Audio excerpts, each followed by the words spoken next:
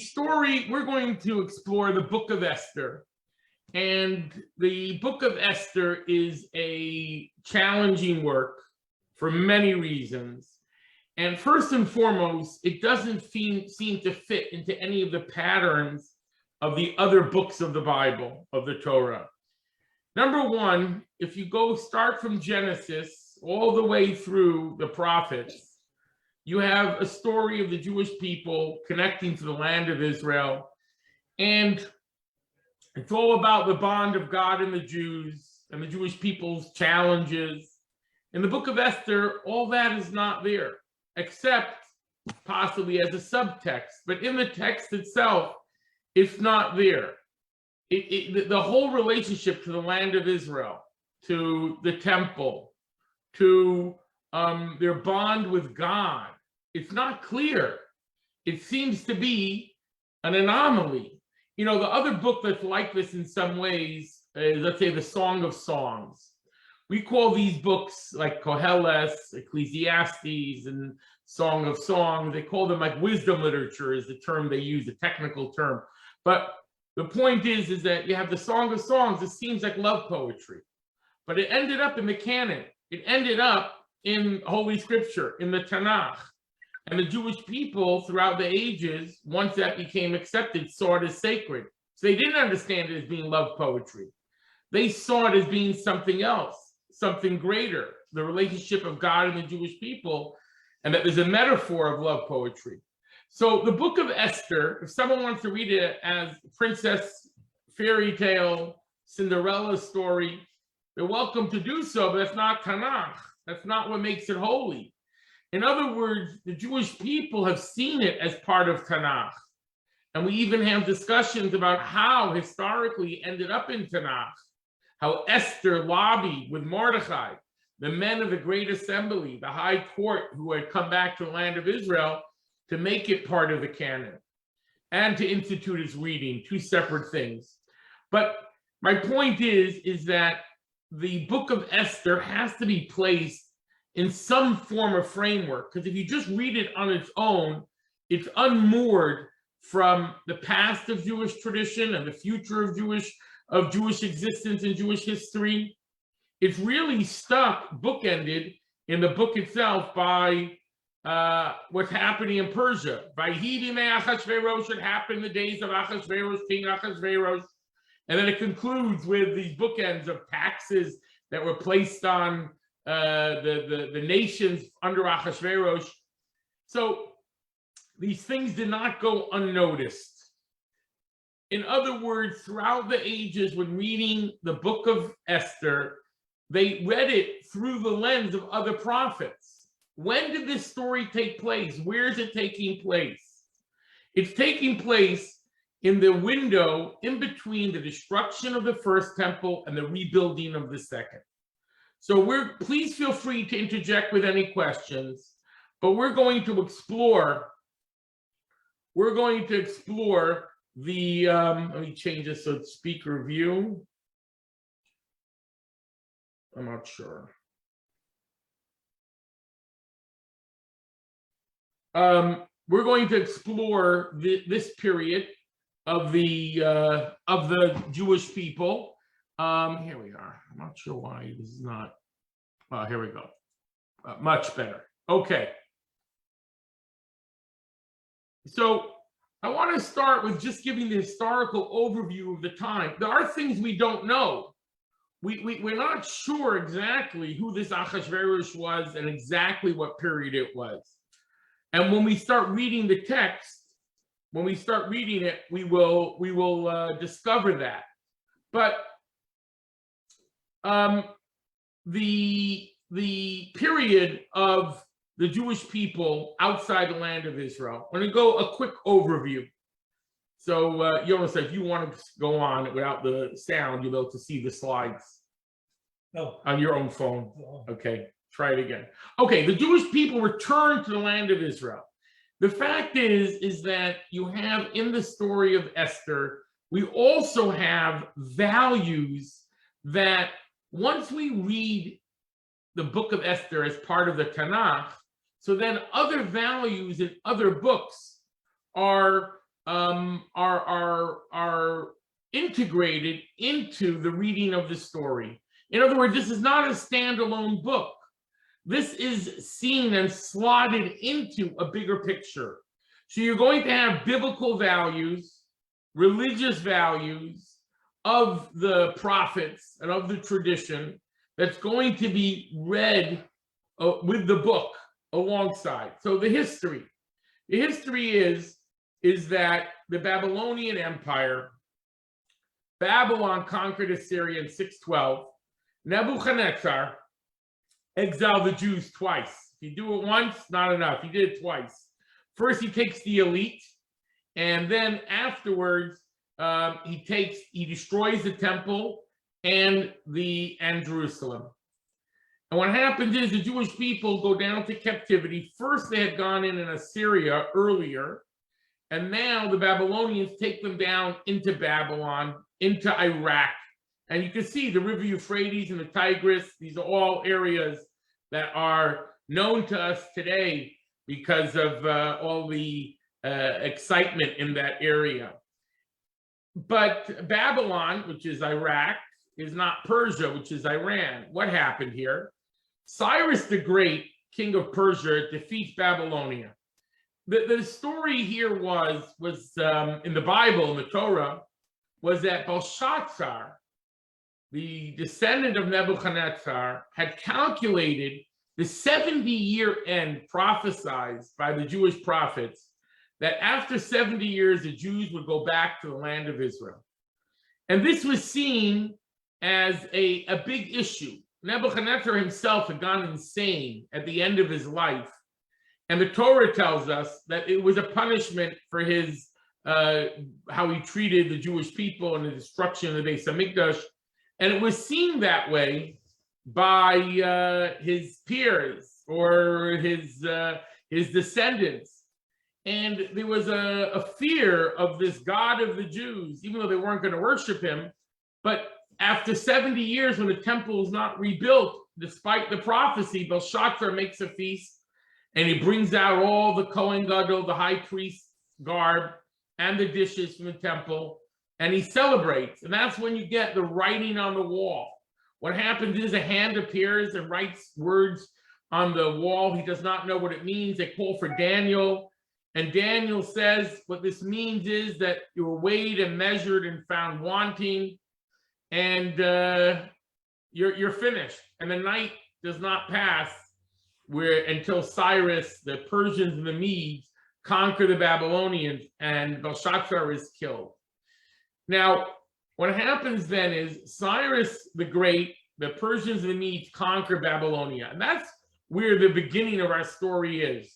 You have the Persian Empire, which we say is from, in the Megillah, we're going to say goes from Hodu till Kush, from India to Ethiopia.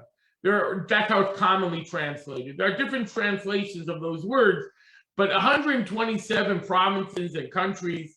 And we see historically the area covered by Persia was pretty much all of the civilized world.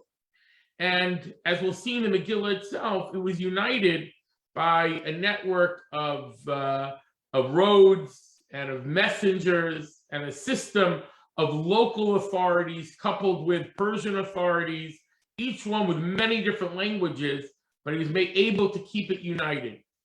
What happens is Cyrus, at a certain point, and we have this cylinder that describes his conquest, and he tells people that he allowed nations to go back to their original countries. And we have in the Torah how he wrote a letter to the Jews. The Jews can go back to the land of Israel, and he helps them. And there's a prophecy. God calls Cyrus my anointed one, my Mashiach, that he is going to bring the Jews back. The word Mashiach means anointed in this case, and Cyrus is a servant of Hashem doing the right thing. But it doesn't last. And this is the big problem of the Purim story. The Purim story is taking place in the middle of all this excitement. The 70 years are up, or it seems that way, and Jews have started to go back to the land of Israel. So what happens is, here's the text from the book of Ezra. In the first year of Koresh, the king of Persia, on the conclusion of the prophecy by the mouth of Jeremiah, Yirmiyah had said that after 70 years. The problem, the mistake of the calculation was related to, was it from the end of 70 years of the destruction of the temple, or was it end of the 70 years of the second exile Nebuchadnezzar did, or the first exile he did? Each one calculated it differently. And as we'll see, it shifted. And he said, everyone go up to Israel. Now, of the millions of Jews outside of Israel, only 40-odd thousand went up. Most Jews did not go up. They did not choose to go up to the land of Israel. So that's another element going on here, is that Jews were comfortable in the diaspora. And these prophecies of return to Israel was not welcomed by everyone with enthusiasm. So what happened is Cyrus the Great, we have this already. Let me go further. He allowed people to return. He returns the vessels of the temple, which have been taken from Jerusalem. And here we have the proclamation that we just read. And then we have Zerubbabel. We have the king, a descendant of the king of Judah, goes up with 42,000. They build an altar, and they begin to build the foundation for the temple. So all this stuff you're going to read in these other books of Ezra, Nehemiah, and these books, they fill in the gaps of what's happening around the Esther story. Because the Esther story is masked as a tale of a Persian king and the adventures that happened with him and his wife and the Jewish people who were saved in that time. But it's not, so to speak, about the Jewish people's national interests. Okay, so what happens is when the Jews are building the temples, the Samaritans, the Shomronim, who were part of the population exchange from Sennacherib. Sennacherib, king of Assyria, had brought in other populations into the land of Israel. And because of that, they had this new population that was not happy that the Jews were coming back to the land of Israel. So they first offered to help the Jewish people with building the temple, but the Jewish people don't trust them. And then they attempt to disrupt plans by saying that the Jews are disloyal. So that's what happens. And because of that, the king, whichever king it is, over here of the same Cyrus, it's halted. And what happens is, at a certain point, this is really in this period is when the Purim story happens. At a certain point, Achashverosh becomes king. And he holds a big feast too, which many see as a mirror to the Belshazzar feast. Because again, the Purim story in the text itself doesn't tell us the why of anything. It doesn't tell us. Judaism and the Torah tells us the why for everything. You're suffering because you sinned. You're saved because you repented. Everything's happening for a reason. But the Megillah is written without reasons. It's acting as if everything is happenstance. But the whole message of the Megillah is that it's not happenstance. And this is something that we're going to have to see in the text itself. You have this duality. On one hand, it seems at its surface like it's just a nice story. On the other hand, we're going to see how the hand of God is throughout. But there's no question the ghost that haunts the story of Purim is, where are all the Jews who returned to Israel? What's with the Beis HaMikdash? What's with the prophecies? Okay, so what happens is they, at a certain point, they get permission. And as we'll see, some say this is Achashverosh's son that he has from Esther. Ultimately gives permission and the temple is completed. So then you have, I'm just filling in the rest, Ezra comes back to the land of Israel with other leaders. As a matter of fact, some of the names of the people that come back are seen as being Mordechai himself comes back. This is much later at the end of the story. And Ezra leads a religious revival of the Jews in Israel, and he institutes different elements, which we call the beginning of rabbinic Judaism, and he also strengthens the observance, and he canonizes the Tanakh. So these are called the men of the Great Assembly. Ezra is one of them. There's 120 of them. Mordechai is seen in the tradition as one of them. And they are also the conduit for the transmission of the oral law. And Nehemiah is another another one of these leaders that comes up as well to rebuild the walls. And Ezra and Nehemiah are, so to speak, the buddies that make it happen. Okay, so I think we're going to go straight to the text here. Let me go back to the text itself. Here we go to right to the text. Let's share, add screen share, Megillah.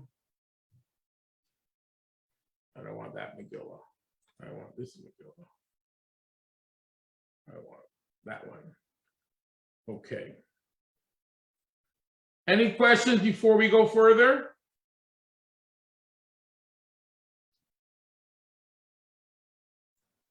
It's a lot of information, Rabbi, to take in. I'm just saying, it's like a lot of information to take in. Right. So I would just say in one sentence that if I had to do an overview of this topic, that the Jewish people have been exiled from Israel and were under the rulership of the Babylonians, and the Persians took over. The Persians took over, and in that period, they gave permission for the Jews to go back to Israel and rebuild the temple. It was halted at times, and then at a certain point, they were allowed to build it again. At some point in this diaspora, exile, the Jewish people have the story of Purim. And it's important to know that because it gives the background to the story, but it also helps us fill in gaps. And the gaps that we have are about the why and the hand of God and the messages of the story. Because the reality is there is very little of that explicit in the text. The famous line of Churchill that Russia, as we are all witnessing right now, is a mystery wrapped in a riddle, wrapped in a mystery, wrapped in an enigma. This he said, when Russia made its treaty with Nazi Germany, he said, I don't understand the Russians, but that's the story of the Megillah. The Megillah is a mystery wrapped in an enigma, wrapped in a riddle, because the story is layer upon layer, layer upon layer. And we have to look both at the text and also go at the context. And then we have traditions. Now, this doesn't mean there's only one interpretation of the story. What are the primary messages of the story? You'll have different people that will focus on and come up with different conclusions of what the primary messages are. But I would say it's very important to recognize the background to the story, because without the background, you really don't get what is all the missing pieces. But once you know the background, all these missing pieces come to the fore, and you're like, what's going on with these Jews? Why aren't they in Israel? Why aren't they returning? What's their connection to the diaspora? What level of assimilation do they have? So if we understand that this is not a freestanding entity, but it's part of something bigger, we'll have a better understanding of it. Plus, we have different Jewish values to the rest of the Tanakh, which is everything happens for a reason. God runs the world. How about when God is hidden? Then he's really running the world. And that, in other words, that's the whole message of the Megillah. By the time you're done with it, it's that God is running the show. And that everything that seems to be happenstance and accident really has a reason, which is one of the reasons why there's always an attempt in the commentaries and traditions to link what's happening here to other prophecies or other events. So let's begin. Let's jump right in to the text. And you'll tell me if you rather I don't read the Hebrew at all and just read the English. And it happened in the days of Achashverosh.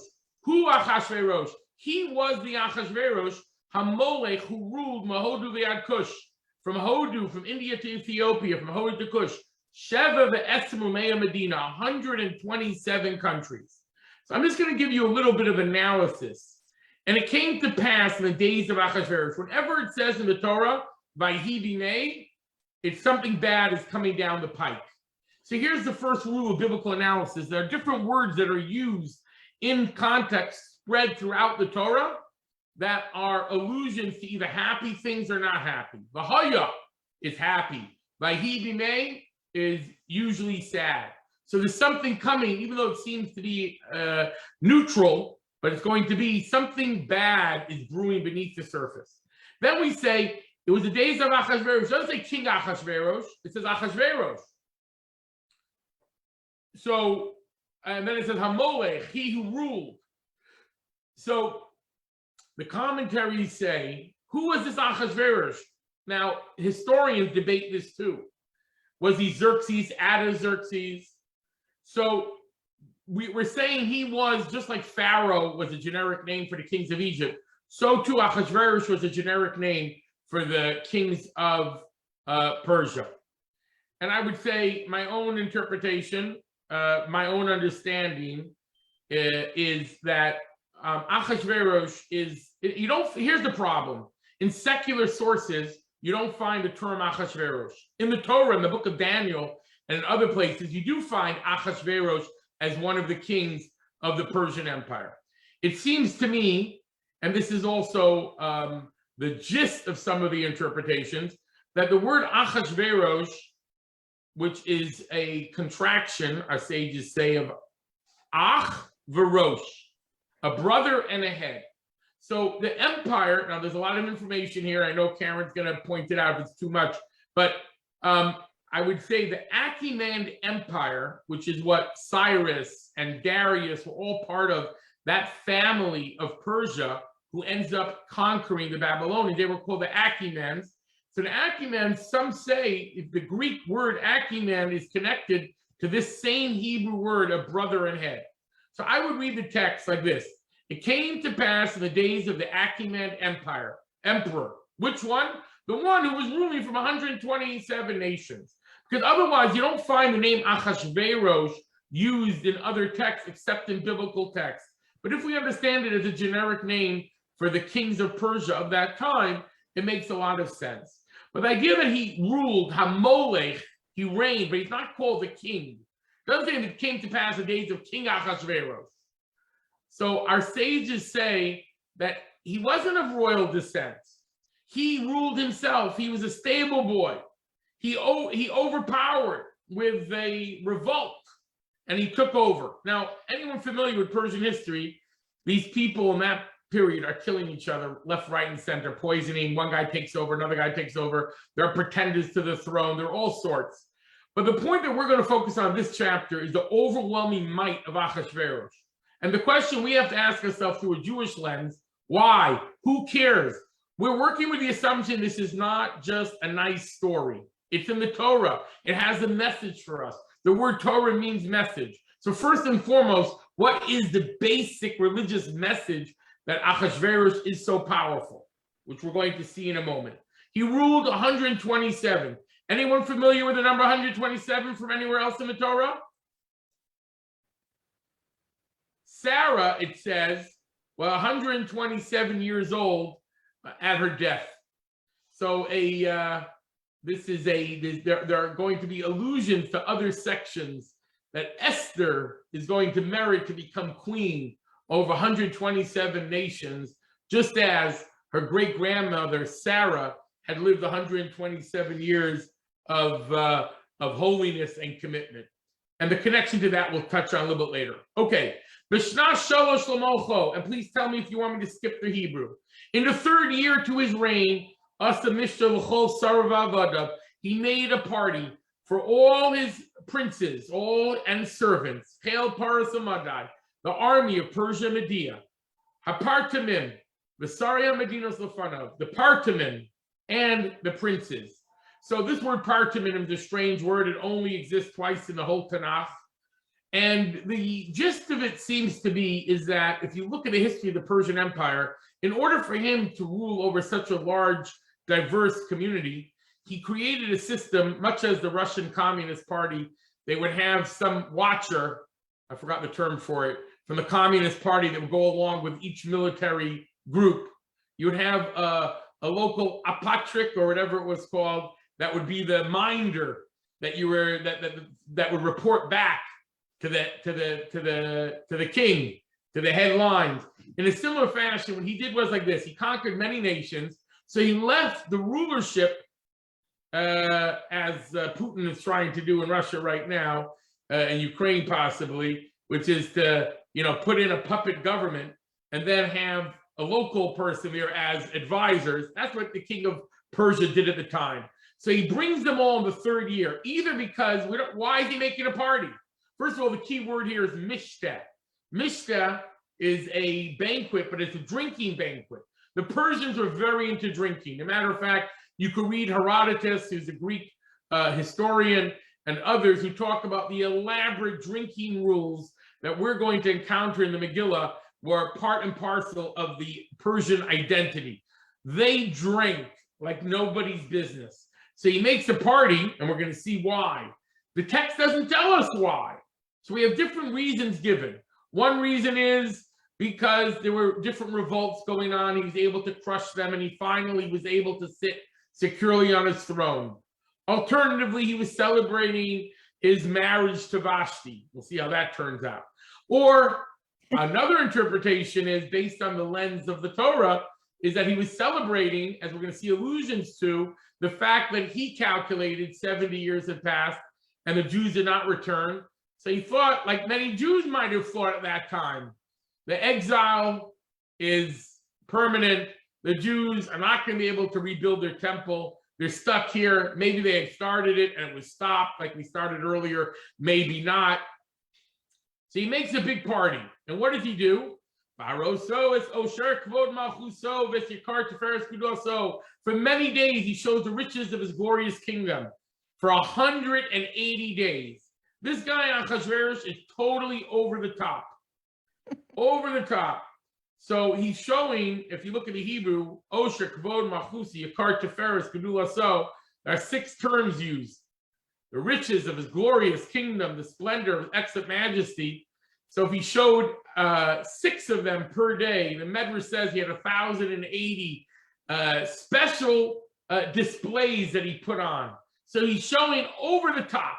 Over the top. This is Achashverosh. So number 1 is he rules all the countries. Number 2 is he has complete control. Number 3 is he has complete resources, which basically means if you're a Jew, you're in trouble.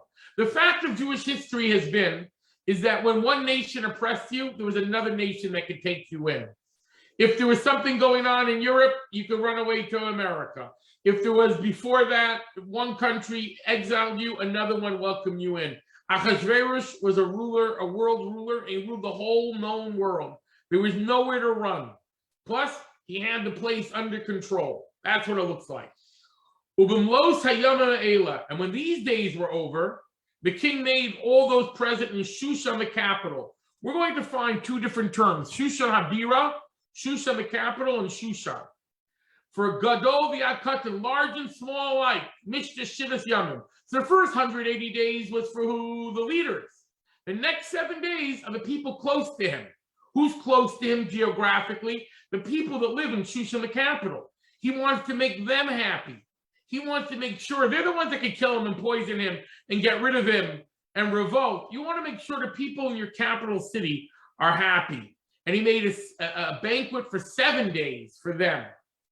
And in the yard of the garden of the king's orchard. So either he put some people in the garden and some people in the courtyard, or alternatively, if you look at the actual, we have Persepolis, we have the remains of the Persian kingdoms, and Susa and Shushan that you can view with satellite images. They had gardens in their palace as well. So it's very possible that that this term is the garden that's within the palace of the king, because the Persians used to do that.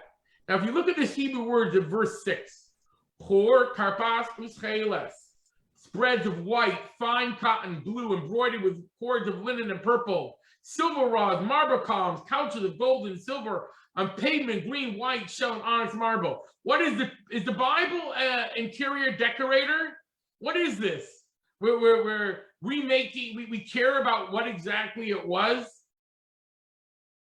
What is this an echo of?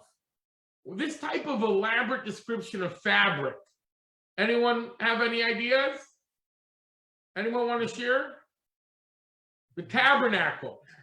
I The was gonna Mishkan, say very that. good. Jonathan is here in person. I didn't say it. And he thought it. The Mishkan, the tabernacle, there are echoes of the tabernacle here. As a matter of fact, we're going to see one of the letters, the Chor, the Ches, a Vav, in a Megillah is written extra large. And our sages tell us it's an illusion. Throughout the Torah, there are large letters and small letters. So whenever there are large letters or small letters, they're like a hint to something. So there are 8 types of garb the Kohen Gadol wore that we just read last week in the Torah. This garb is alluded to in the Ches. According to the tradition of this continuation of Belshazzar, the earlier Babylonian king, this is what the king is celebrating Achashverosh, that the temple is not going to be rebuilt. So he puts on the clothing of the high priest. Even the terminology used to describe the wealth and abundance has allusions to the temple. Look what it says. And they gave them to drink in golden vessels, and the vessels differed from one another. And royal wine was plentiful according to the bounty of the king. And then here's a fascinating line.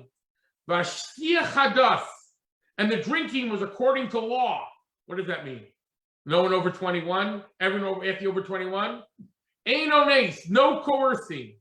Kichein yisan hamelech, akol rav beso, because so had the king instituted for all the steward of his house, lasos kurtzon each to do according to each person. All right, so to fill in the gaps here, there was a large 2-liter drink that you had to guzzle as part of their drinking rituals. If you're a man, there's but hair on your chest is what they would say. And the Persians were known as being very hairy.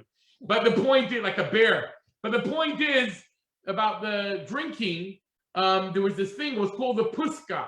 It was a large goblet, and you can see images of this goblet that was part of their ritual drinking that you had to drain as part of their rituals. But at this party, the king changes the norm. And he says, everyone could drink what they want. No one's going to be forced to chug 2 liters of the finest sweet manischewitz that the king can pour down your throat. On the other hand, he doesn't want you to think that he's cheap. So he allows it to be there. The drink is there, but you're not being forced to. It's there, but here's a key line. Like Kuritzon, ish v'ish, like each person's wish. Now again, we're looking for patterns, we're looking for code words. The Torah is always omni-significance. The Torah, every word has relevance, but even more so, beneath every word of the Megillah, there's going to be a meaning. So the word ish v'ish, there are 2 people called ish in the Megillah. Ish, Yehudi, a Jewish man was in Shushan, his name was Mordechai. And then also with Haman, he's also called Ish. Both of them are called Ish later on in the Megillah. So our sages say that both Haman, who is not yet in the story in an explicit way, and Mordechai, both of them were happy that the king was not coercing the drinking or the eating, for that matter. So there is a tradition like this, that Mordechai felt the Jews are being forced to this party. He did not like the idea. He didn't want them to come. But they felt it would be a display of disloyalty if they didn't show up, so they had to show up. But he really didn't want them to enjoy it.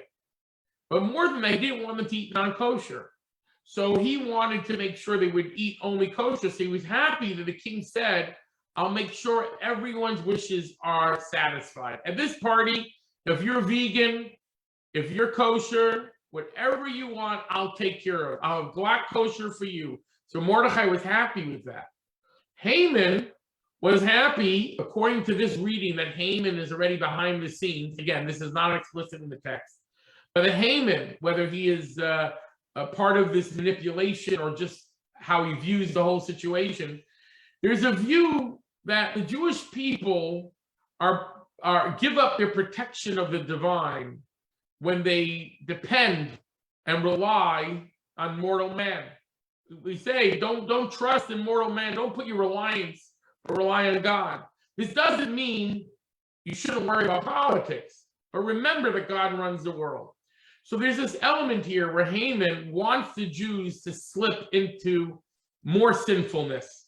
They were so asleep, they didn't even wake up to return to the land of Israel. The level of acculturation and assimilation is very great, as we find even among the Jews that go back to the land of Israel. So the reading is that Haman is also happy that the Jews are not being forced to eat non-kosher. He wants them to do it willingly. And this is one of the great lessons about assimilation. When someone tries to force me to not be Jewish, we'll fight back. Who are you to tell me? You try to force me to eat treif? I'll never eat treif.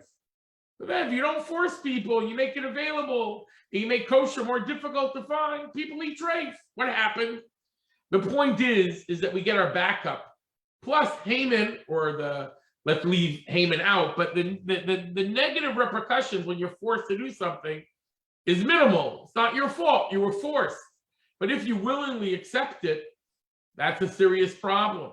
So this is the issue. This is the challenge of where each one of them is happy. But what happens next?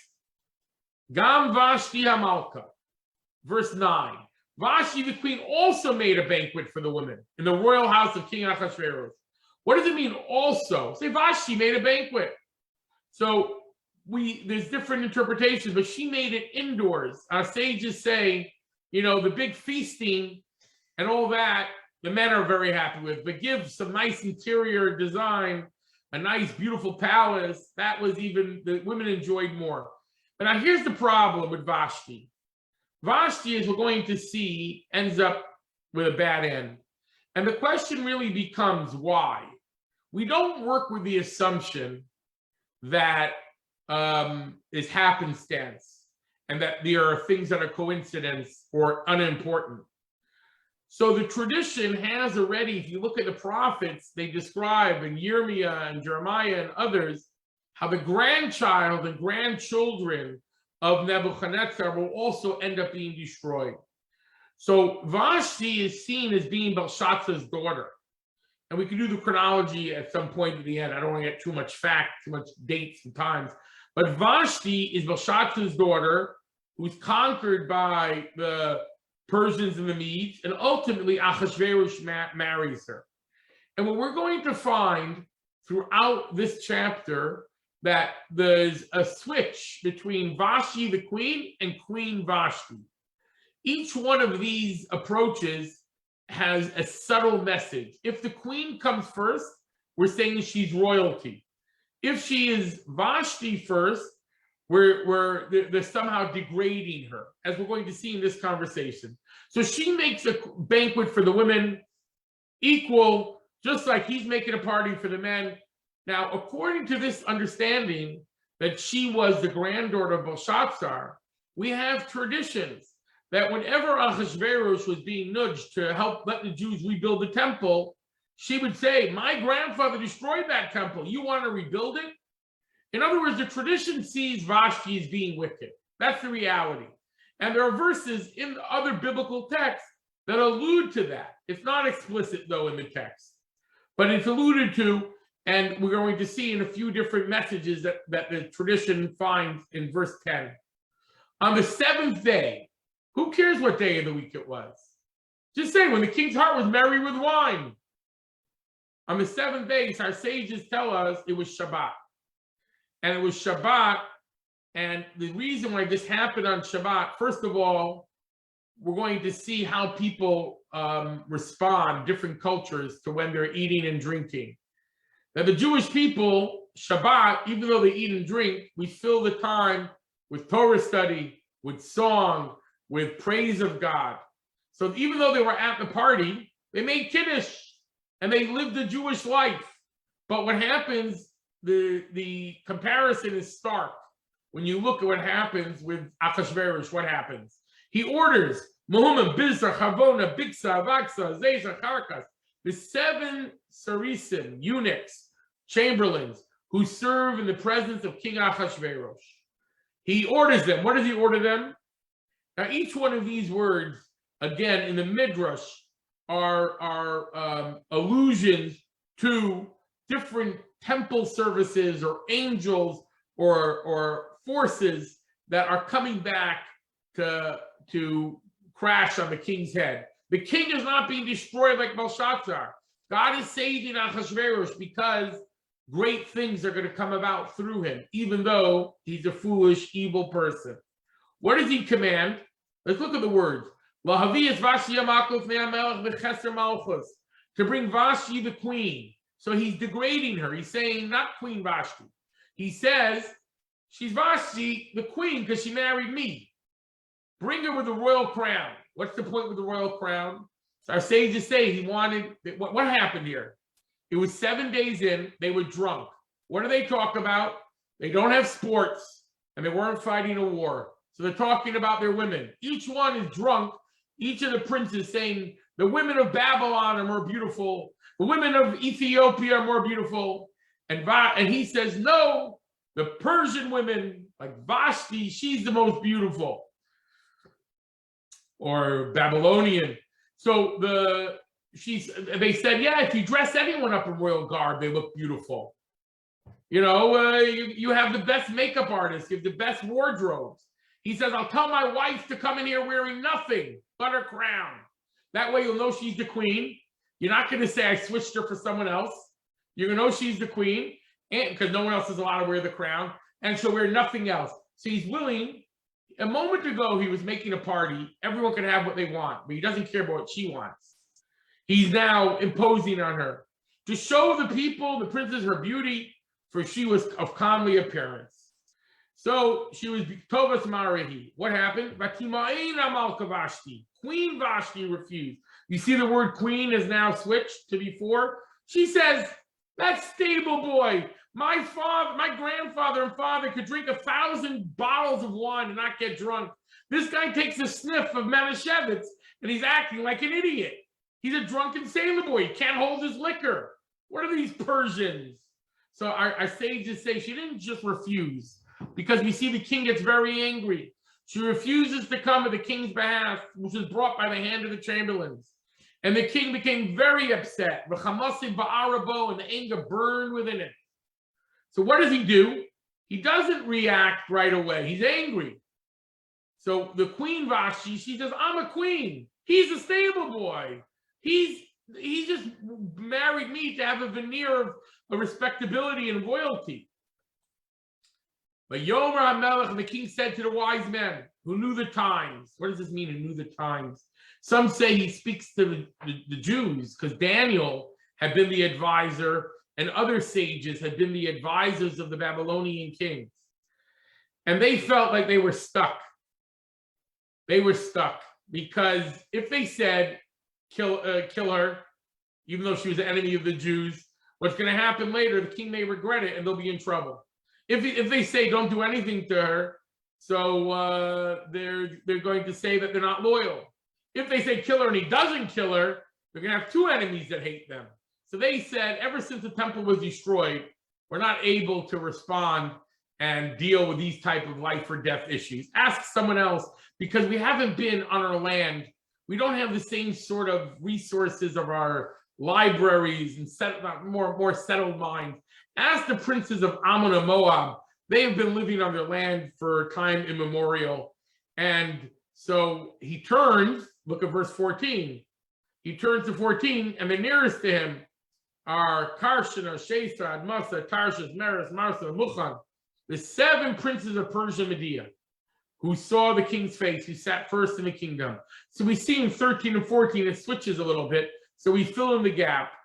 So there are these 7 princes, and the last one is this guy Memuchan. He's the last one. And he wants to know, what is the law? According to the law, what should be done to Vashti? Malka Vashti. So now the king is in trouble. He doesn't want to kill his wife. He's sobering up a little bit. And he's saying, what should be done to her that she's refusing blatantly and humiliating the king? On one hand, why shouldn't we kill her? Excuse me. If she rebelled against the king, why shouldn't she be killed in those times, in that sort of mindset? Because that party, everyone was supposed to do what they wanted. On the other hand, she did deny the king's request. So Memuchan steps forward.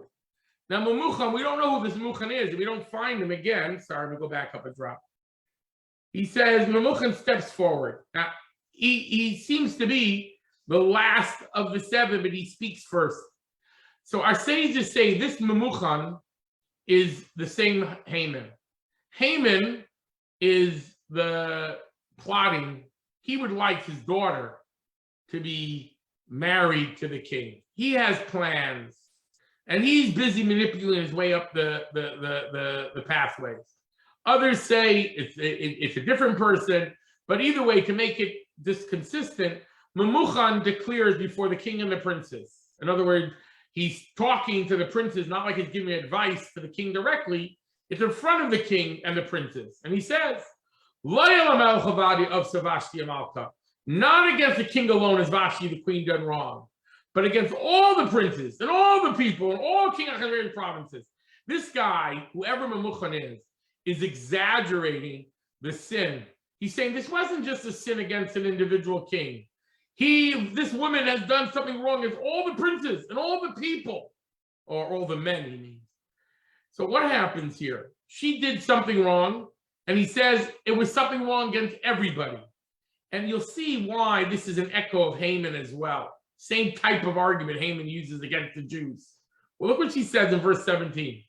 For the word of the queen will spread to all the women to make them despise her husband in their eyes. And will say, King Achashverosh ordered to bring Vashti the queen, and she didn't come. You little schnook, I'm not going to listen to you. The queen doesn't listen to the king. I should listen to you? Get lost. So now we find, first of all, Haman also has an interesting wife who he struggles with, who slaps him around a little bit. He's hoping that maybe if the king makes a decree, this is one reading of the text, if the king makes a decree, that will help him out later. But even more than that, we see something incredible here. He's spreading this issue of one queen to everybody, just like Haman does later on with Mordechai. Mordechai doesn't bow to him, and he says, it's all the Jews. Kill all the Jews. What Memuchan is saying about women, one woman did something wrong. Let's make sure all the women are now going to be punished, as we're going to see. The rules are going to change in their household. In the same manner, one Jew does something wrong to Haman, and he says, okay, let's get rid of all the Jews. So take a look what happens. He says in verse 18, what's going to happen?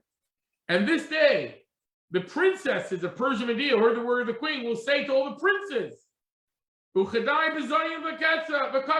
a lot of contempt and wrath. If it pleases the king, let a royal edict go forth from before him, and let it be inscribed in the laws of Persia Media, and let it not be revoked. This is, again, similar language.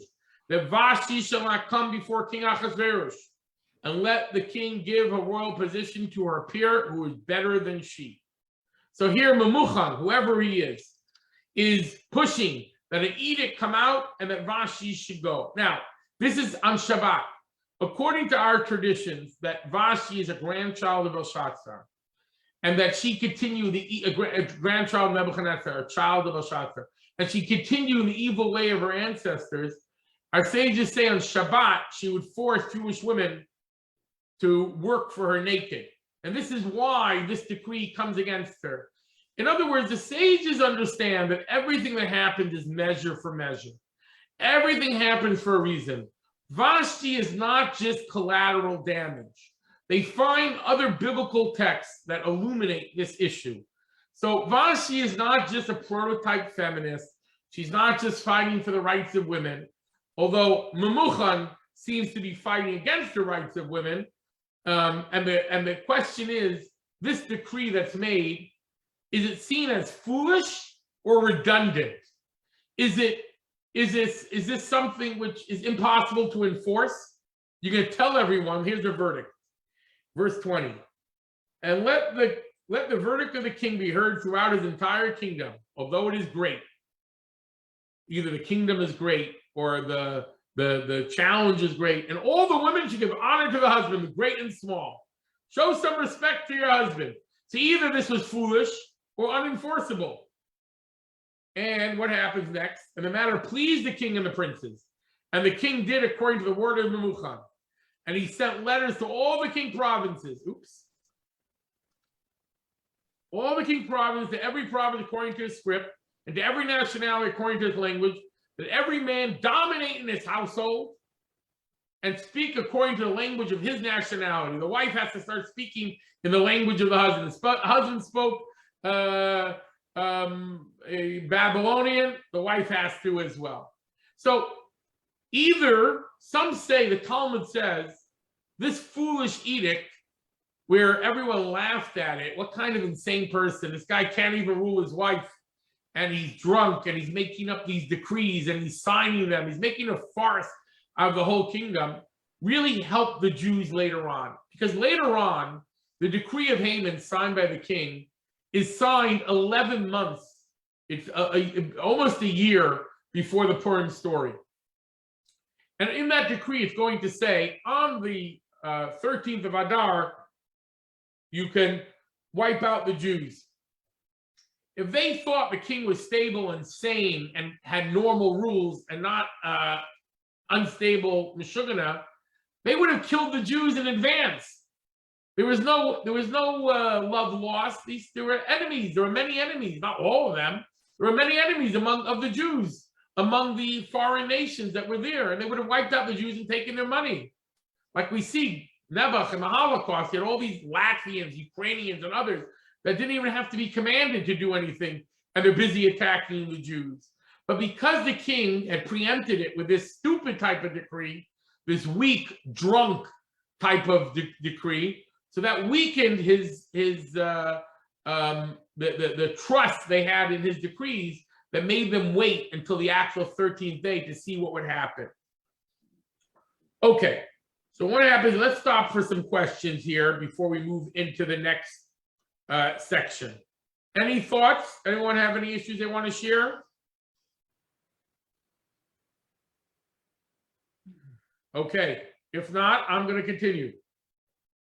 Okay, back to the second chapter.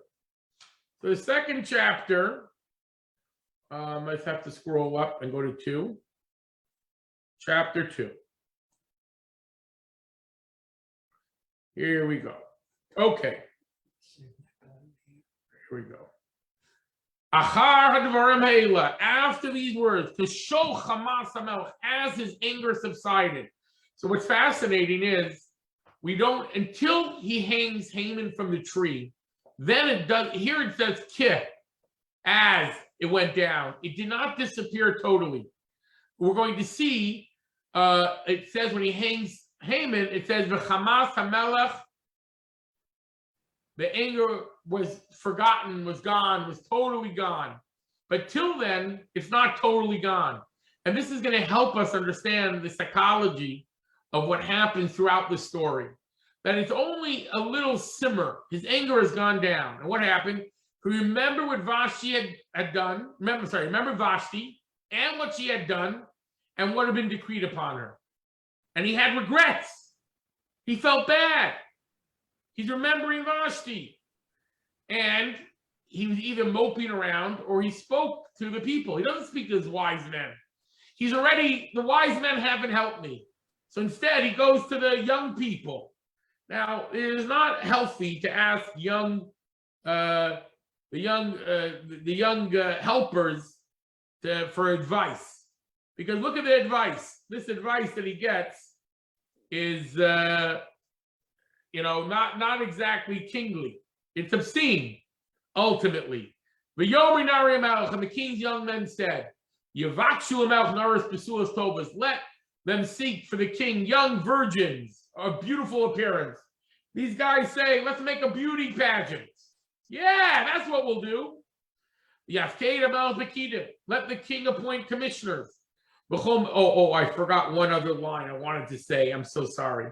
I want to go back to the end of the last chapter for a minute. The last line. The last line of chapter 1, where they say, let us give, here, where is it? Not last line, here it is. Verse 19. Give a royal position to her peer who is better than she. So this idea, Hapir l'Reusa Hatova Mimena. So this is the exact same language used in one other place in the Torah. That when Saul sins by not wiping out Amalek, so the kingship, God says, is going to be taken from Saul and given to someone better than he. It's the exact same language being used here. And what we're going to find is that Esther and Mordecai are descendants of King Saul, and they have a relationship. And Haman, who is the descendant of the arch enemy of the Jews, Amalek, who Saul had been in a war with but had failed to finish God's job with them, this arch enemy, the Amalekites, was sworn to the destruction of the Jewish people. And Haman is an Agagite, and he is from that same tribe. So we're going to find this theme pop up again later. So just remember, Haman, Agag, Amalek, that's one side of the coin. And we're going to find Mordecai, Esther, and Saul, and Benjamin tribe on the other side of the equation. In that Mordecai and Esther are fighting a war that really was supposed to be fought and was fought many, many hundreds of years earlier, but had not come to the proper conclusion, and they're going to have to rectify the mistakes of their ancestor Saul. Okay, so the kings, we're up to the king's young men are giving him advice. Appoint commissioners to all the provinces of his kingdoms, and let them gather every maiden of comely appearance to Shushan the capital, to the house of the women, to the custody of Haga, the king's chamberlain, and the keeper of the women, and let their anointments be given them. This is going to be a huge undertaking throughout the kingdom, 127. We're going to go find the best, not the brightest. All he cares about is what their looks are. This is after a 180-day feast.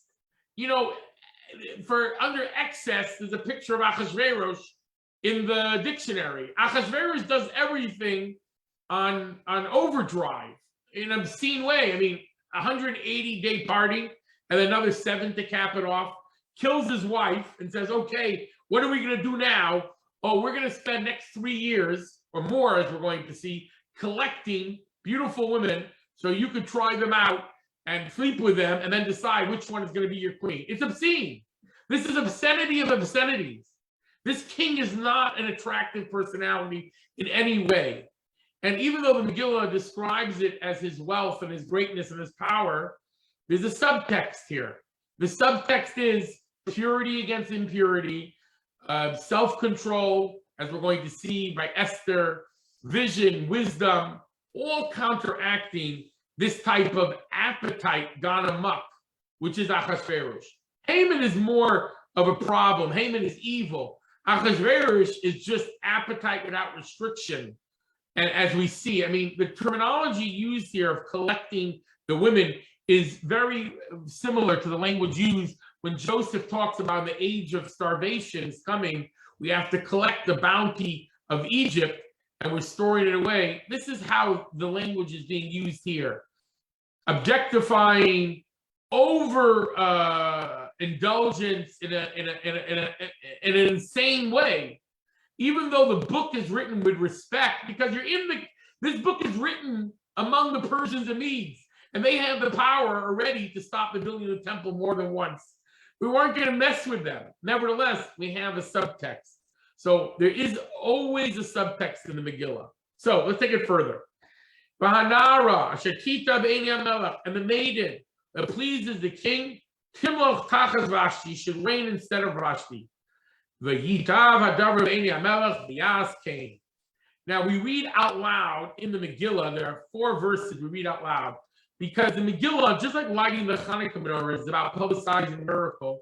There's also an element of publicizing the miracle of Purim, which is why we read the Megillah with as many people as we can together in a big room. It's called spreading the miracle. There's 4 verses we read out loud because they're like high points. Here's one of them. Ish Yehudi Haya B'Shushan Habira Ushmo Mordechai ben Yair ben Shimi ben Kish Ish Yemini. There was a Judean man in Shushan, the capital. His name was Mordechai, the son of Yair, the son of Shimi, the son of Kish, a Benjaminite. Now, these names, really, Saul is the son of Kish. So these are different biblical names from the family of Saul. Now, why are we giving his father, his grandfather, his great-grandfather, and why are we saying he's a Judean from the tribe of Judah if we then say he's a Benjaminite? Which one is he? So there are those that say that all Jews that denied idol worship already from the time of the book of Daniel are started to be called Judeans, because the other 10 tribes have been exiled by Sennacherib, the king of Assyria. So because of that, the remainder, the Levites, the Benjaminites, and the Judeans are all called Jews. That's why we call Jews Jews today. But this is like of the first mentions of the term Jew is here. A Judean, even though he wasn't a Judean, he was clearly a Benjaminite. In other words, there are 12 Jewish tribes. Reuven, Shimon, Levi, Yehuda, Yisachar, Zebulun, Dan, Naphtali, Gad, Asher, Yosef, Binyamin. Judah is the fourth. Benjamin is the last. But because there was a division, a civil war many years earlier, and division of the kingdom, so the word Judah refers to the leftover Jews. But also on a deeper level, the word Yehuda means to acknowledge. So any person that denied idol worship and acknowledged one God is called a Judean. And now we say about him, he's the son of Shimi, son of Kish. I know this is extra information, but if you look at your biblical stories, Shimi is a descendant of Saul who curses King David.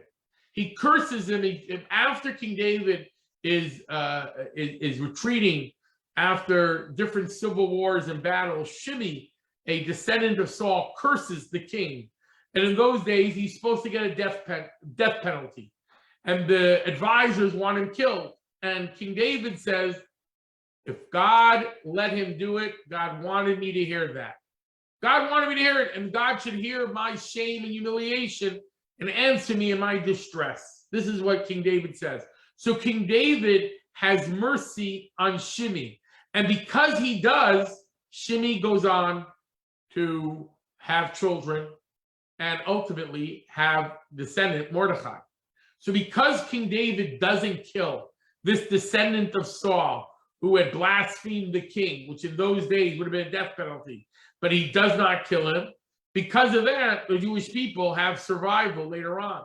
Although the reason why they have a problem is because Saul did not wipe out that last king of Amalek, Agag, who then impregnated a maidservant who ran away and had Haman's great-great-grandfather, who was brought up on the milk of Jew hatred, just as the great-great-grandparents have been dedicated to killing Jews, even if it meant them being suicide bombers and dying themselves. As soon as the Jews left Egypt, they were willing to die the Amalekites in order to kill the Jews.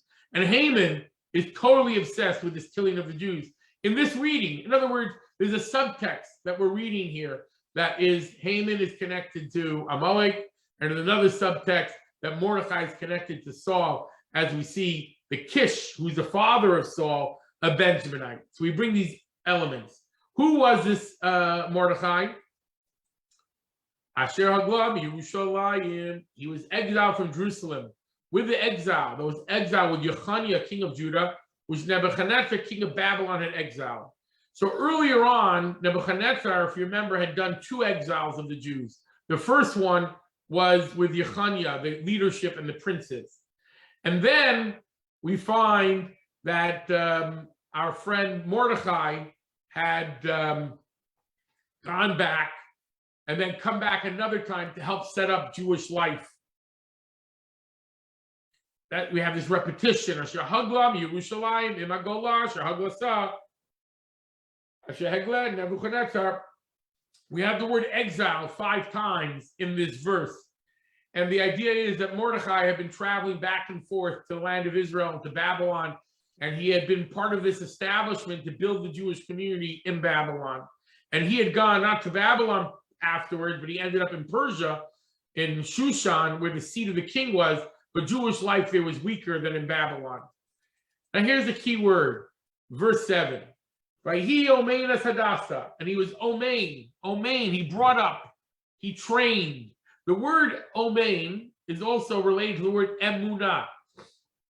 Just an interesting aside, the word faith in Hebrew is related to bringing up, to training, to raising. Because in Judaism, faith is not just an innate feeling that each one of us has deep in our heart, but it's something which is crafted. It's also the word for a uman. A professional is someone who crafts his craft. What makes a craftsman? Someone who doesn't just sit back, and think about making something, but works on honing their craft. So the Hebrew word for honing, practice, craftsman is the same word as faith. That you're the faithful, as we're going to see, is used in this context as well. Which just has, as an aside, in Judaism we do believe in an innate faith. We also believe in reason and logic, and we believe that through training one's faith, one combines the two, which means we look and train ourselves to see the hand of God, which, just by the way, is one of the messages of the Purim story and the Megillah as well. Faith is not just something, oh, I have it or I don't have it. Oh, some people have more, some people less. It's something to be worked on, crafted, and honed. But either way, brought up is that same word in Hebrew, omein. He brought up Hadassah, he Esther. So we're not sure which is her given name and which is the Persian name or the secular name or the whatever it was, but she had two names, Hadassah, which means myrtle, and Esther, which in Hebrew means concealment. And she is Bas Dodo, his uncle's daughter. It's his cousin, not his niece. Ki ein lo av ve'ein, for she has no father or mother. Father died before she was born. Her mother died in childbirth. Otherwise, it would have been the other way around. Ein va'av. Va'anara yafas Torah v'tavas mara. And the girl was beautiful and a comely appearance. And when her father and mother died, Lakcha Mordechai lo levas. Mordechai took her as a daughter. Now here's something that's going to freak you out, I know, but there is a reading of this text. The Hebrew word lakcha, taking someone and taking something, is a terminology used for marriage. So there is a take that Mordechai marries Esther, which makes the tragedy of this story and the humiliation and the darkness within darkness that much greater. So bear with me for a moment as we take that tack. Again, if one's reading the literal text, you don't necessarily have that there, but there are many allusions to this, not many, there are a few allusions in the text as we go throughout, and there are for sure traditions of that nature. Just to back up the idea of traditions for a moment, the book of Esther is written in the beginning of the Second Temple period, which is pretty much the same period of Ezra, Nehemiah, and the beginning of what we call the rabbinic period. Okay, it's pre-Maccabees, but it's still the men of the Great Assembly. In other words, the traditions that we have of interpretation of the Torah, called the oral law and Midrashim, was already in full bloom at this time. What I mean to say is many of these traditions may be as old as the Megillah.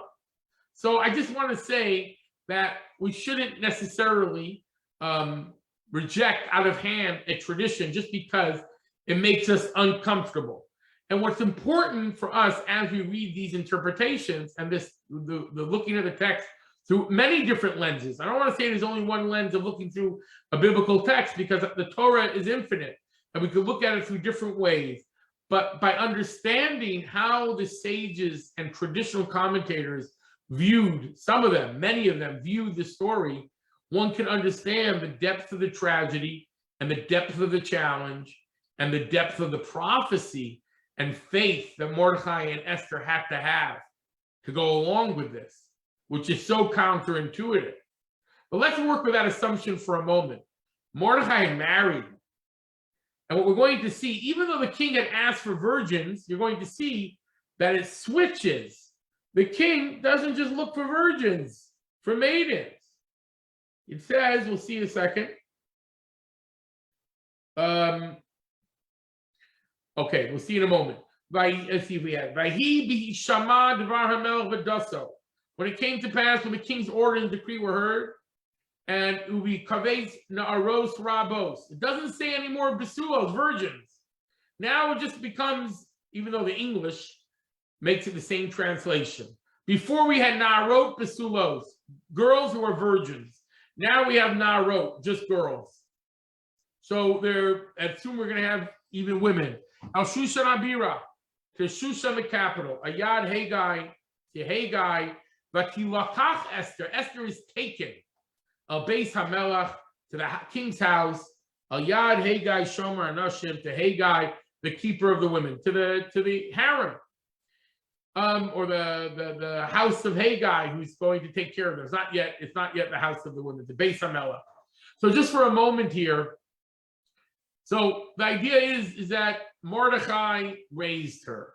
Mordechai kept her, and when this decree happened, she was hidden. But they came and they took her.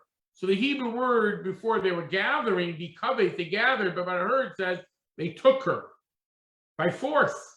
They were taking women. It wasn't if you wanted to. The king was gathering. Hey, he killed his own wife, Vashti. You don't say no to the king. So what happens? He brings Esther there. And the maiden pleased Haggai, and she won his favor. And he hastened to bring her ointments and her portions to give them to her. And the 7 maidens fitting to give her from the king's house. And he changed her and made it the best portions in the house of the women. So this is already the harem, based on Nashim. But what is this idea of 7 maidens? Our sages tell us that Esther wanted to conceal that she was keeping Shabbat. So how did she conceal it? She had 7 women, and she had each one come a different day. One day a week they came to serve her personally. Otherwise, I'd work around the palace. That way, on Sunday, Monday, Tuesday, Wednesday, Thursday, Friday, girl Sunday, girl Friday, saw her cooking, cleaning, putting on fires, because that's what she did during the week. But on Shabbat, she had a Shabbat girl, a girl Sabbath, not a girl Friday. And that girl Sabbath, who came the night before, never saw Esther pick up her finger. So she assumed Esther never did malacha, work. So our sages tell us that Esther, much like Daniel in the house of the king, is keeping her religion. And we're going to see that explicitly in the text. The question becomes, how could she sleep with Achashverosh? What was she eating? In other words, how much did she compromise? And why? Okay. Why did she not give up her life rather than be taken to the king? Well, till now, she's hoping, it's a chance 1 in a million. And as you see, Esther doesn't ask for anything. She's not vying for this position. What do we say here? Lo hagida Esther's ama. Esther did not tell her nationality, Vesmalata, or her lineage, because Mordechai had commanded her not to reveal it. Mordechai knew something. Mordechai knew this was not an accident. If this pure woman is being taken and kidnapped by the king, there must be some hand of God. It's something warped and hidden and concealed and dark, but somehow it's the hand of God. And do not reveal, either because Mordechai had a vision that she would save the Jews in some way, he didn't know how, or because he was afraid if she knew she was Jewish, he would coerce her to break Shabbos and kosher and all these things while being in the king's house. Whatever the reasons were, Esther at that point is not saying where she is, or alternatively, by not saying, and they would think she's a mutt, that she's from some who knows what relationship, the king would not want her. That was the idea. It wasn't that mystery is going to make the heart go fonder. It was, I don't know who she is. Alternatively, if her lineage goes back to King Saul, maybe that would be attractive. You know, the English dynasty claim they come from the house of David. There's this, the Irish, the English, who knows what. Everyone has a story of how they come. Otherwise, how do you have the divine right of kings? The only divine right of kings in the Bible is to King David. But either way, the point, though, is she does not reveal not just her nation, nor her lineage. So where's lineage? Who cares? What's the redundancy? But once we understand that the lineage was referring to King Saul, all of a sudden it makes sense a little more. But here we go. Every single day, Mordechai would walk about, mishalech, in front of the yard, the court of the harem, Ladas is Shalom Esther, to learn of Esther's welfare, Uma ye'asa bah, and what would be done, bah, can mean with her. In other words, through her. He believed that some sort of salvation was going to happen through Esther in some way. He didn't know how or what, but somehow ye'asa bah, done in her, to her, with her, through her.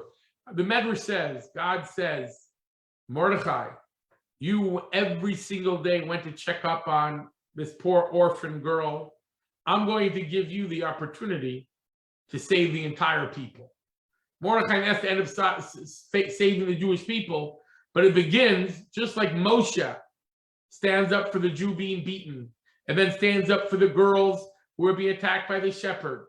And then he goes after the little sheep who had wandered into the wilderness. All those stories of Mordechai, of Moshe becoming fit to be leader, we see a similar narrative in the Medrash from Mordechai. That Mordechai every single day, without fail, would go to check up on Esther. Now, Megillah, Tornara and Nara, when each maiden's turn came to come to Achashverosh, after having been treated according to the practice prescribed for the women, what did they do to them? 12 months. These people are insane. For so were the days. If you're complaining about your wife taking too long to get ready for a party, here King Achashverosh is spending 12 months, 6 months in myrrh oil and 6 months in perfumes, and with the ointments, Tarmuke Anashim. What about Esther? Ubezeh Hanarabah. And the maiden would come to the king. So now this elaboration of this obscenity of the kings is both expressing, his overindulgences, his power, but also the odds are against Esther, as we're going to see. This went on for years. The girl would come to the king. Whatever she would request would be given to her. You want to get dressed up in this type of jewelry and this type of fashion design or whatever you wanted. And they're all thinking they won the lottery because you'd be the king, the wife of the most powerful man on earth. Hey, you're not going to get 50% with divorce. There's no divorce of this king, but you can live it up. But this is not Esther's value. Esther is there, and we read the Psalm of Esther, Ayeles HaShachar. There's a psalm that we attribute to Queen Esther of how she's saying, God, how have you forsaken me in this home with this insane person, this wicked king? And ultimately, of course, salvation comes through that. So some say the reason why did God have it this way? The community was so assimilated and so much intermarriage and so much integration with the larger, wider community. It was as if the leader of the Jews is being dragged down into that muck to bring the salvation back as well. That in this, Esther is the canary in the golden cage. She doesn't belong and doesn't want to be in this beautiful cage, as we'll see in verse 15. She doesn't want this job. In the evening, she would go, and she doesn't want to draw attention to herself either. In the morning, she would return to the house of the women. So basically, they would go at night to the king and spend the night to the custody of Shashgaz. This becomes the harem. I'm sorry, before it was the house for the women. This becomes the Shomer Pelagshim. Once the king slept with the women, all these women can no longer go back to anyone else. This is how sick it was. All these women now are being in Pelagshim, which are wives, concubines of the king. And the only time that she would ever go back to the king if the king called her by name. And what happened with Esther? Now, in the turn of Esther, daughter of Avichail, Mordechai's uncle, who had taken her for a daughter, came to go into the king. She requested nothing except what Hagar, the king's chamberlain, the guard of the women, would say. And Esther obtained grace in the eyes of all who beheld her. Everyone who saw Esther had found chen. She found chen, charm, grace in their eyes. In Hebrew, chen. Someone's bachent has charm Everyone who saw her all of a sudden was attracted to her personality. She's bachein, charming. This is not everybody. And Haggai, the king's chamberlain, who's dealing with all these women, she asks for nothing. She doesn't want anything done. And what happens? Batilakach, again, she's taken. Esther is taken to the king, to his royal house in the 10th month, the month of Tavis, in the 7th year of his reign. The sages say that this is during the winter months and it's cold, and it was the right time for the king to finally fall in love. He loved her more than all the other women, and she won grace and favor before him like everyone else, more than all the maidens. And he placed a royal crown on her head and made her queen instead of Vashti. So Vashti, this is the 7th year of his reign. The party was in the 3rd year. This went on for 4 years. The king is 1,000 women end up as Pelagshim. So why Tachas Vashti instead of Vashti? It's been a long time already. Our sages say the king still held the flame for Vashti, and he still missed her, and this was still on his head. And he never really forgave the advisors, which is another way it fits nicely if Memucham, the advisor, is Haman, as we'll see. Because according to that reading, he kills his wife because of his friend. At the end, he kills his friend because of his wife. Because Esther is going to have him kill Haman, who's his buddy. So this shows how totally out of control he is. Okay, and the king loved her. Then he says next, more than all the women. And she won grace and favor for him. Oh, I said it right? No. Yeah, I just read that one. Sorry. And the king made a great banquet. Again, the theme of banquet comes up over and over again in the Megillah. First, there was a banquet for 180 days, and there was a banquet of 7 days. Now they marry off Esther to the king, and they make another banquet. The Hebrew word for banquet, mishtet, means a drinking party. To drink. That's what the Hebrew word is. So in other words, drinking was the main theme. Of course, there was food as well. There was hors d'oeuvres to go with the drinking. But the point is, we on Purim also drink. We transform the drinking of excess and of fulfilling of personal desires. Judaism wants us to elevate that we should rejoice in the holiness of being connected to the divine, the joy of being a Jew, the joy of Hashem saving us, the joy that Hashem does not forsake us, the joy that Hashem loves even the sinner among Israel, that God will bring us back, all those type of things. We transform the drunken drinking of the king into a holy act. Okay, but it's called Esther's Feast. And what does he do? He grant release to all the provinces. Why? He doesn't know what country she's from. So everyone gets a tax rebate. Everyone's getting V'hanacha. Everyone's getting PPP money. Everyone's getting it. Everybody. And he gives gifts according to the Yad HaMelech. And let me tell you, there was no deficit in this king's, when the Greeks conquered the Persians and to describe the amount of gold and silver that was there, it was the wealth of the universe was there. And this king was able to every day reveal in the first 180 days. So anyway, there's no deficit. What happens? Now he does it again. He liked this. The king is insane. Will be kaves basulos. And when the maidens were gathered a second time, what's this up for the runner-up? And Mordechai was seeing the king's gate. So what happened here? Why is there a second gathering? So some say the juxtaposition in verse 19 is telling you Mordechai is sitting in the king's gate. The king's gate was not where you hang out. If you look throughout the Bible, the king's gate is where the judges sit. He was elevated to a position of power. Why? Everyone knew that Esther was raised in the house of Mordechai, but they thought she was an orphan girl. They didn't realize that she was a relative raised, or at least the Gentiles didn't know, and the king didn't know. Could be it was a very well-kept secret among the Jews, or maybe they didn't know where she came from. But either way, Mordechai had been in the house, and Esther had suggested to the king, according to this midrash, that Mordechai become an advisor. So Mordechai is now in the king's gate. And the king turns to Mordechai and says, let me ask you advice. My queen doesn't want to tell me what nation she's from. How can I get her to tell me what nation she's from? So Mordechai thinking this will relieve pressure on Esther, comes up with a good idea, which may not be good advice, but a good idea.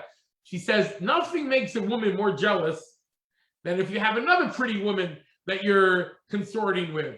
So you know what? Make a second contest and find another one to supplement, not just Esther. That will make her jealous. And then she'll reveal to you her nation and her lineage, etc. But nevertheless, the juxtaposition continues. Esther would not tell her lineage or nationality. This makes us understand the juxtaposition of these two verses.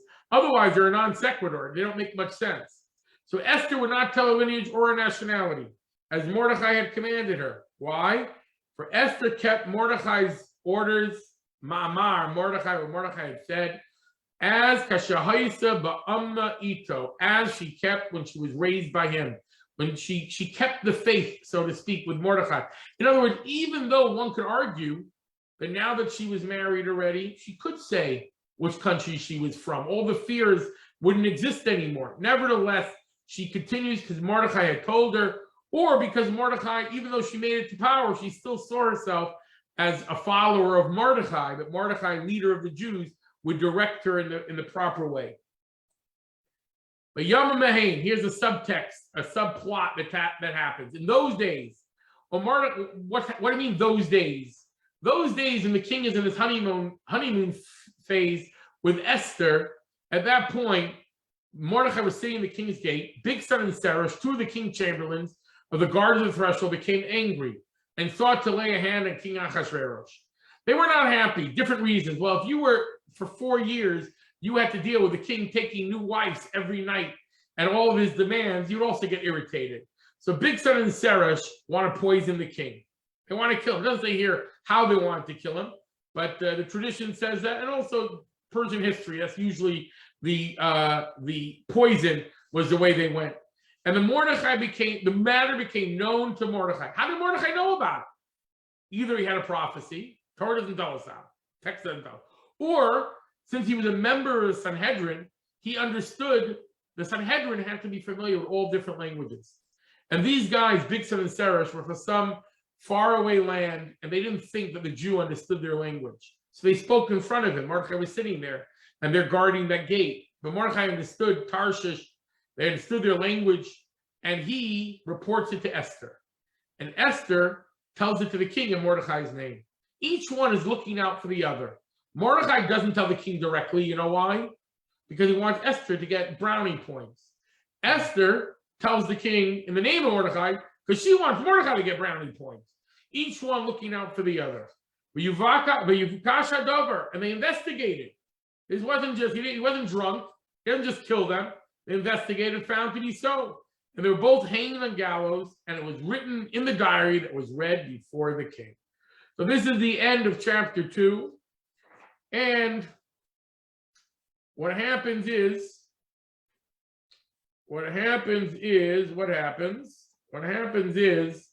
that there's a subtext that's happening. And the subtext is that this is going to come home to roost later on, that Bigthan and Seresh, these two people that had tried to kill the king and Mordechai saved their life, later on it's going to pop up years later, and help turn the tables on Haman, because it will be the beginning of his downfall, as we're going to see. So the point, though, is if you look throughout the story, first 2 chapters do not seem to be a Jewish story at all. It just happens to be that Mordechai is from the lineage of this guy, Shimi, Kish, a Yehudi, a Benjaminite, but it could be any story of any princess, any king. Nothing here. But if the subtext is A, temple, assimilation, comfort in the diaspora, the Jewish people were really, really sitting there while the king is flaunting the clothing of the king. Or the fact that the Jewish people have the temple in Jerusalem and Israel ready to be reunited with, and they're happy in their diaspora and their exile, and they're happy to be assimilated. And this is the story of Purim. It's going to be the transformation of that. So we will talk more about on Sunday some of the mystical, spiritual dimensions of each of these 2 chapters. And then next Wednesday, we'll go further in the text. If anyone has any questions or thoughts or problems, please Now's the time. I just want to check my understanding. So Sunday is not a repeat of this class? Correct. Sunday morning is going to be more the inner dimension of these stories, talking about the hand of God, the divine providence, what were the spiritual challenges of the Jewish people at the time, why were they acting the way they were, which is all not really directly, in the text. It's even a deeper level of interpretation, but seen through the lens of the mystical approach, that the king in the Megillah is a euphemism for God as well. That God himself, even though he's not mentioned by name, is always present there. And many verses are read on a secondary mystical level as well. So that's much more of a jump, if you will, from the text. Because even here, to read the text, we're filling in from traditions of interpretation, which some of them there are differing opinions about. In other words, was Esther married to Mordechai? Well, there are traditions, and that creates a bigger problem, but it doesn't do violence to the text if you say she wasn't the daughter, the wife. That doesn't. If you say the niece, that's doing violence, because the text says explicitly a cousin. But we're used to thinking niece, and we think of her younger than Mordechai. Thank you, Yonason, for coming. Those who want to come in person are welcome. Doesn't I'm it here. say I'm on niece? still. I don't want to keep him. Say it again. Doesn't it say niece that he No, was it the says uncle? Bas Dodo, the daughter of his uncle. The text says clearly. Oh, I the know daughter of his uncle. Yeah, okay. It's very common. There is, there may be an ancient source for it, but not in the Megillah proper. Some might read it that way, but clearly in the Megillah it says Bas Dodo twice, the daughter of his uncle, which is a way of saying. Yeah, cousin. I was not understanding that relationship. Right. So, and I remember last year you talking about the king that's like read in a certain way that's God. You're saying King Ahasuerus is God? No, so here's the thing: the Megillah is read on a multiplicity of levels. Right. In other words, the Torah can be read as code always. In other words, we say every word of the Torah can be a code for different secret messages. But the book of the Megillah, even more so, from the beginning. So I understand. So you're saying that King Ahasuerus can symbolically be God? Well, it depends. The word king alone, in particular, king. Oh, king alone. King alone. But even the word Achashverosh, they ask, where does that word come from? So one interpretation says, like I said at the beginning, Ach Verosh, a head and a brother to the head. That's one contraction, Achashverosh. Here's another good one. Whoever dealt with Achashverosh would say, Ach, my rosh, my head. That because this name doesn't exist in any other culture, just among the Jews. And also at the beginning, you said that, I'm checking my understanding, that the term Ahasuerus could also be like a generic term like Pharaoh. Like Pharaoh? Right. And but you don't see that in secular sources, only biblically? The word Ahasuerus is not used in any Greek or Persian sources anywhere. It's only biblically it is. Only biblically in Book of Daniel. So the point though is that there's another meaning. Achashverosh is Achrit Vereshit Shalo. He who the beginning and the end belongs to him. So this is a Talmudic tradition that the story, Achashverosh is a sock puppet. Achashverosh is a puppet. It looks like he's running amok. It looks like he's doing things that he's controlling the world and his destiny. And he's controlling people's, but really God is running the world.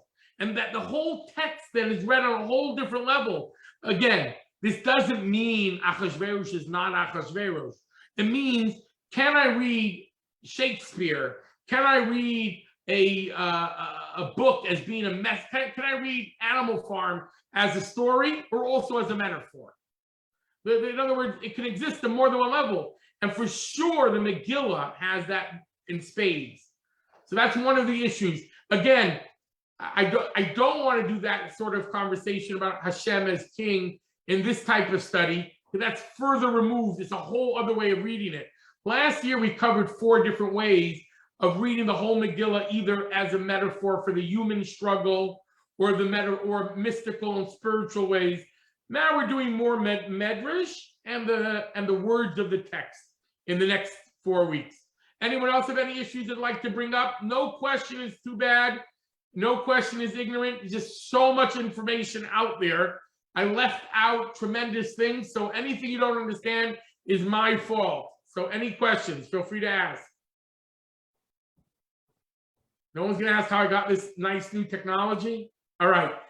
No, Jacqueline said it looked like you're coming from another dimension with the shimmering thing. I'm going to work it out. I'm going to figure it out next time so I don't mess up the sound. No, all right, everyone. Thank Kathy, you. Karen, Bubby, someone by the name of Bub, who I don't know who that is. Eric, Kathy, Gina, Ronnie, and Wayne. Good to see you all. Have a good night. And again, Sunday morning, 10:30 to 11:30, the mystical. And Wednesday night, 7 to 8:30, we will do it again. Thank you, thank you, thank you. Good. Thank Take you, care, everyone. Yossi. Be well. Thank you, Rabbi.